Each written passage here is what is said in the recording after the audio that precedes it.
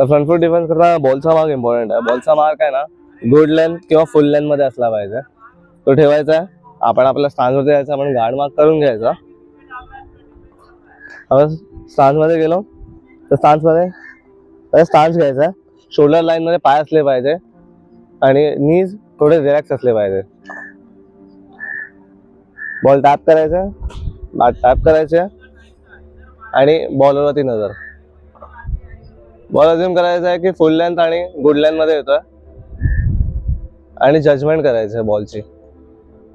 आणि बॉल फुल लेंथ आणि good length मध्ये असेल ना तेव्हाच पाय काढायचा बाहेर. पाय काढला, पाय जास्त पण बाहेर नाही काढायचा आहे. पाय आपल्याला नॉर्मल काढायचा आहे की ते डिसबॅलन्स नाही झालं. जास्त पण बाहेर गेला तर डिसबॅलन्स होणार. आपल्याला कमी ठेवायचं आहे तर आपल्या कंट्रोल मध्ये राहणार. आपलं पाय आणि हे मोमेंट कंट्रोल मध्ये राहणार. तर हे लक्षात ठेवायचं आहे. बॉलचं जजमेंट असणं गरजेचं आहे याच्यामध्ये.